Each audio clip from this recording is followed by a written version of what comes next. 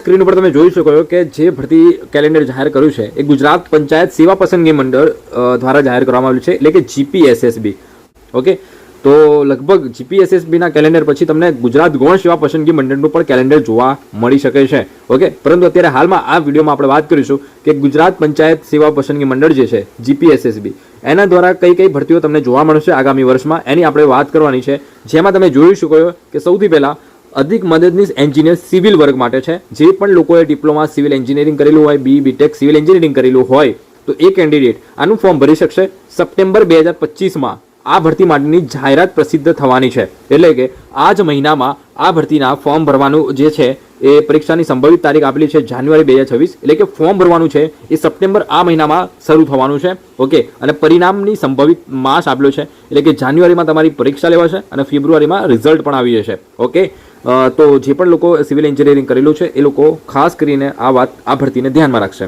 Junior ક્લર્કની વાત કરીએ કે જે લાસ્ટ ટાઈમ તલાટી કમ મંત્રી અને સાથે જુનિયર ક્લર્કની આવી હતી ને વહીવટી અને હિસાબ વિભાગમાં, એની નવી ફરી ભરતી આવી રહી છે મિત્રો જુનિયર ક્લર્કની, જેમાં કોઈ પણ ગ્રેજ્યુએટ હશે એ ફોર્મ ભરી શકશે. લગભગ મને એવું લાગે છે ગ્રેજ્યુએશન લાયકાત રાખેલી છે. ઓકે, પણ જે પણ નવેમ્બરમાં આ નોટિફિકેશન આવવાનું છે તો નવેમ્બરમાં નોટિફિકેશન આવશે ત્યારે વધુ ક્લિયર થશે કે પરીક્ષાનો સિલેબસ શું છે, પેટર્ન શું છે.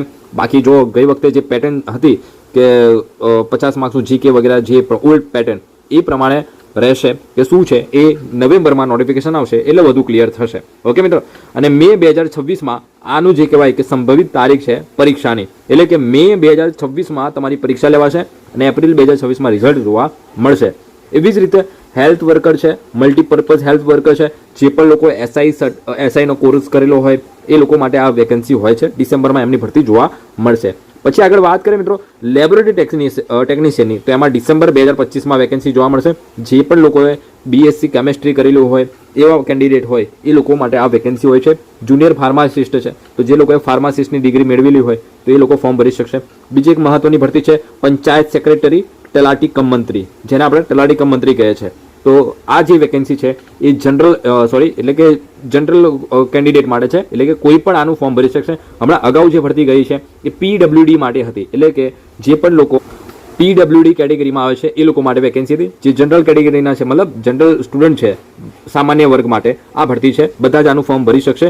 જાન્યુઆરી 2026માં આ વેકેન્સીની જાહેરાત તમને જોવા મળશે અને જુલાઈ 2026માં આમની તમને પરીક્ષા જોવા મળશે અને ઓગસ્ટ સપ્ટેમ્બરમાં તમને એમનું રિઝલ્ટ જોવા મળશે.